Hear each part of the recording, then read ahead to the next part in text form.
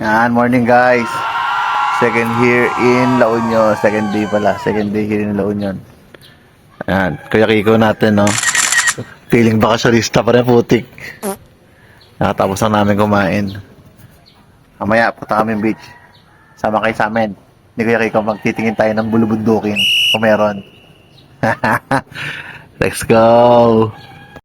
At ayun nga, syempre, bago tayo umalis, kakain muna kami ng breakfast. Para busog. At ayan na nga, paalis na tayo ng bahay. After 1 hour, ay ready na sila. Let's go. Papunta na tayo ng beach. Kasama ang ating mga guests na senior citizen. O, napakababait niyang mga yan. Magpapaaraw daw sila para mas healthy at humaba ang buhay. Yan. Tara guys, punta tayo ng beach kung saan sila mag-stay. Samahan nyo kami. Tignan natin. Let's go. At ayun nga guys, dito namin sila dinala sa Kabsat. Yan. Dito sila mag-stay para kumain at maligo. At nandito tayo ngayon sa second floor ng Kabsat. Habang naghihintay sa ating mga guests habang sila ay naliligo at nagre-relax sa tabi ng beach. At nandito tayo sa tabi ni Kuya Kiko habang nagre-relax. Sino yun? Si Lupi ng La Union. Dito sa pwesto natin ay makikita natin ang view ng kalmadong dagat at mainit na buhangin. Yan, ang ganda, di ba? At ipapakita ko sa inyo ngayon ang menu na sobrang affordable at mura para sa lahat ng bisita rito sa Kabsat. Yan. After 1 hour ay lumipat kami ni Kuya Kiko dito sa Turtle Beach Resort. Yan, nakapag-inom na kami rito dati. Dito lang ulit kami nagstay kasi nagpahatid na sila sa bahay.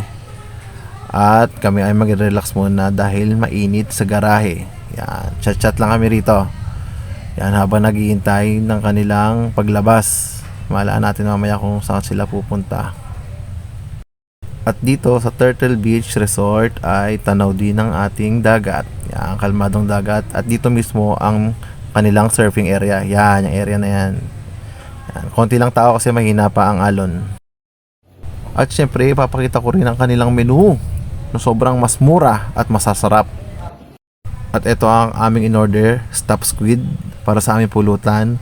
At syempre, ang malamig na San Miglay. Nachos, galing Kabsat yan. Yeah, take out lang namin. At ayun guys, no. Kakabalik lang namin galing sa sa may beach. Pahinga muna kami ni Kuya Kiko. Dito ako sa van ko, waiting. Tapos si Kuya Kiko doon sa van niya. Pahinga muna. Tinamaan daw siya ng konti eh. Nakaisang bucket din kami, tikat ng bote. Bali 5 pala kasi doon sa Kabsat, nakadalawang bote na kami tigisa. Ayun guys, mamaya ulit, lalabas pa kami, kakaya pa yata. Max. 1 hour later. At ayun na nga guys, no, inabot na tayo ng ulan. Ulan.